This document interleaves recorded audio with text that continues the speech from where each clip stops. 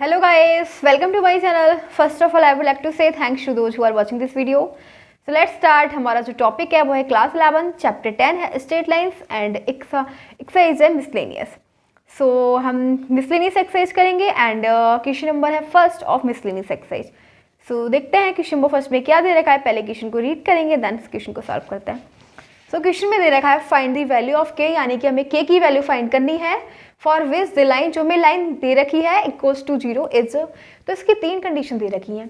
ये line first condition में बोला गया है कि parallel to the X axis. जब ये लाइन एक्स एक्सिस के पैरेलल हो तब हमें के की वैल्यू फाइंड करनी है. फिर सेकंड कंडीशन दे रखी है जब ये लाइन बाई एक्सिस के पैरेलल हो तब हमें के की वैल्यू फाइंड करनी है. एंड थर्ड दे रखी है कंडीशन की पासिंग थ्रू द ऑरिजिन. ठीक है, जब ऑरिजिन से ये पास हो तब इसकी के की वैल्यू फाइंड करनी है. सो हम फाइंड करेंगे. सबसे पहले जो केस फर्स्ट है उसको देखते हैं. जब लाइन क्या है पैरेलल है किसके, एक्स एक्सिस की. जब दो लाइन पैरेलल होती हैं एक दूसरे के तो सिंपल सी बात है कि दोनों लाइन की जो स्लोप होगी वो सेम होगी. ठीक है, ये वाले इस टाइप के क्वेश्चन तो हमने पहले भी कर चुके हैं. हम पहले भी जैसे पहली वाली भी एक्सरसाइज थी उसमें भी हमने किया था. जब दो लाइन एक दूसरे के पैरेलल होती हैं तो दोनों लाइंस की स्लोप क्या होती है, इक्वल होती है.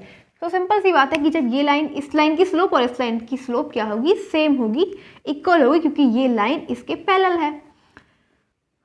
सो यहाँ पे लिखेंगे given the line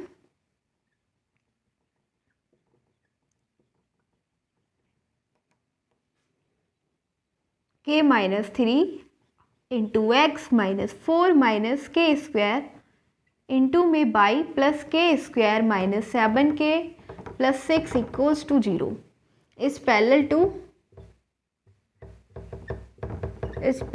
to the x-axis, parallel to the x-axis. Therefore, जब दोनों लाइन एक दूसरे के पैरेलल हैं तो slope of the line will be equal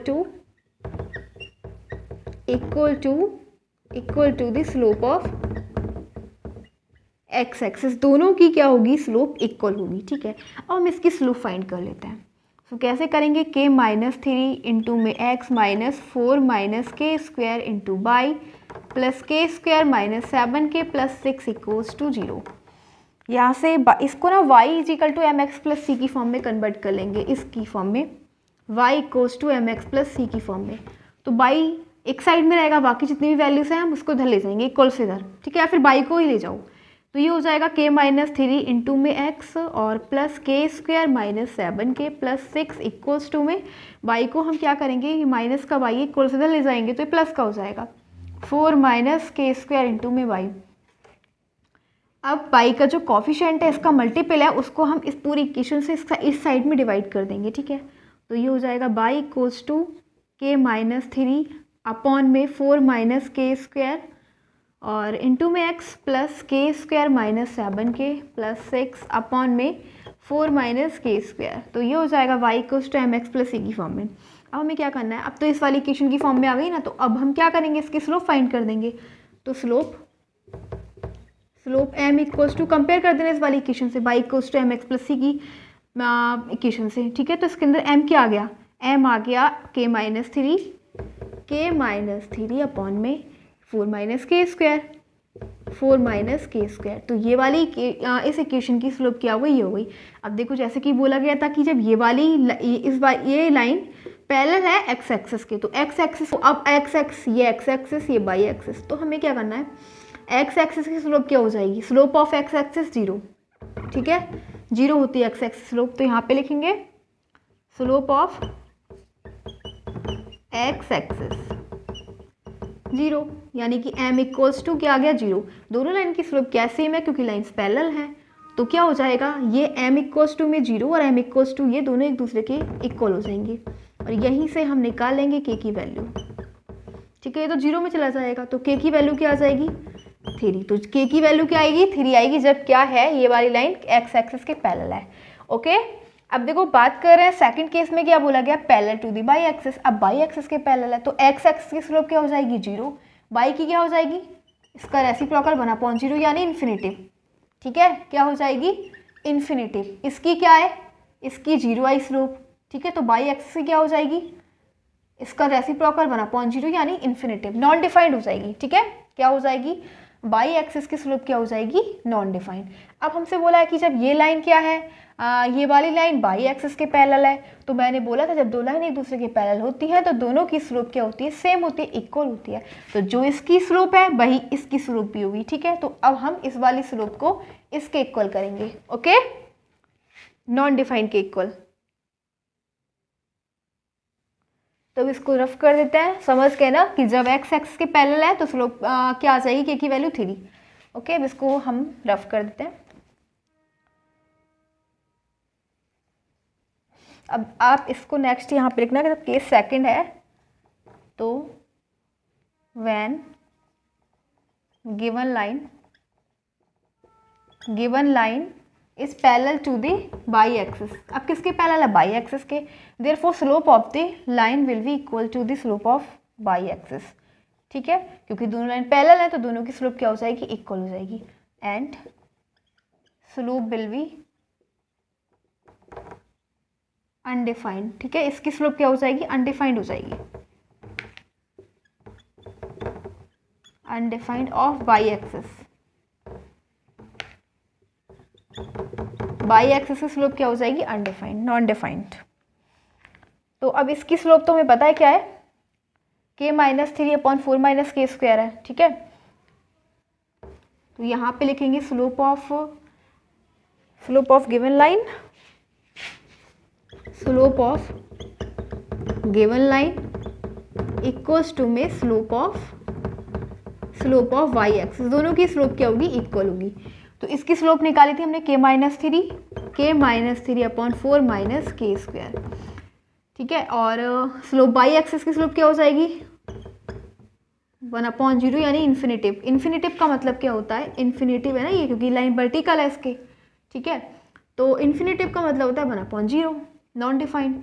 और तो इन दोनों की मल्टीप्लाई करेंगे तो 0 हो जाएगा, ठीक है। 0 इक्वल्स टू में 4 माइनस के स्क्वायर। आप समझ गए ना कि जो बाई एक्सिस की स्लोप क्या है, इन्फिनेटिव। इन्फिनेटिव को हम क्या लिख सकते हैं, 1/0। क्या लिख सकते हैं, 1/0। इस नंबर की मल्टीप्लाई हम 0 से करेंगे तो 0 आ जाएगा, और इसकी 1 से करेंगे तो ये 4 माइनस के स्क्वायर आ जाएगा। यहाँ से हम निकालेंगे के स्क्वायर इक्वल टू 4, यानी कि के की वैल्यू क्या हो जाएगी, अंडर रूट में 4 प्लस माइनस 2। अंडर रूट से बाहर निकालेंगे तो के की वैल्यू प्लस माइनस 2, ठीक है, 2 पॉजिटिव एंड 2 नेगेटिव। तो ये हमारे जब जो एक्सिस थी यानी कि लाइन है, ये बाई एक्सिस के पैरेलल है, तो क्या हो जाएगा, के की वैल्यू क्या आ जाएगी, 2 और -2, ठीक है। ये सेकंड वाला केस है। अब थर्ड केस में हमें क्या दे रखा है, पासिंग थ्रू द ओरिजिन। अब ये जो लाइन है ये ओरिजिन से पास हो रही है, ठीक है। ओरिजिन से पास होने का मतलब ये है कि ये एक्स और बाई दोनों के जो वो है, एक्स और बाई की वैल्यू वो 0,0 है, क्योंकि ओरिजिन पे तो एक्स और बाई दोनों की वैल्यू क्या होती है, 0,0। तो यानी कि गाइस अब इस वाली इक्वेशन में जो हमें दे रखी है, इस इक्वेशन में इसमें हमें एक्स और बाई दोनों की वैल्यू 0 पुट करनी है, ठीक है। फिर हम यहाँ से के की वैल्यू निकालेंगे, ओके। सो हम इसको रफ करते हैं, अब थर्ड केस करते हैं।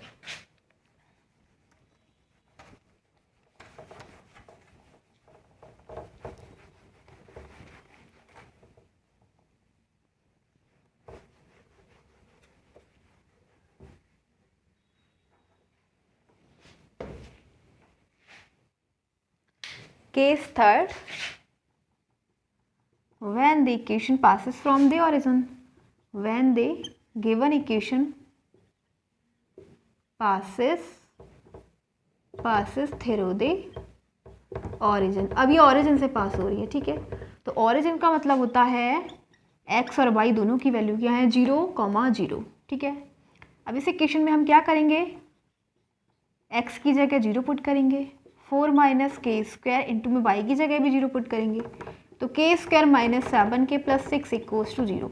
तो ये तो 0 हो गया, ये भी 0 हो गया, हमारे पास बचा के स्क्वायर माइनस 7 के प्लस 6 इक्वल्स टू में 0। अब सिंपल से हम इसके फैक्टर कर लेंगे, के की वैल्यू फाइंड कर लेंगे, ठीक है। तो इसके फैक्टर हो जाएंगे 6 + 1। 7 को हम क्या लिख सकते हैं, 6 + 1, ठीक है। ऐड करेंगे 7 आएगा, मल्टीप्लाई करेंगे तो 6 आएगा। ये फैक्टर तो आपने 9th में ही सीख रखे होंगे। तो के स्क्वायर माइनस 6 के माइनस के प्लस 6 इक्वल्स टू में 0। यहाँ से के कॉमन है, के -6 यहाँ से -1, के -6 इक्वल्स टू में 0। तो एक तो के -1 आया और दूसरा है के -6 इक्वल्स टू 0, यानी कि गाइस के इक्वल्स टू 1 एंड के इक्वल्स टू 6। सो के की वैल्यू क्या मिली जब ये वाली इक्वेशन ओरिजिन से पास होती है, 1 and 6। बस यही हमारे सारे केस थे, तीनों केस कंप्लीट हो चुके हैं। ठीक है, तो ये वाला फर्स्ट क्वेश्चन हमारा कंप्लीट हो गया है।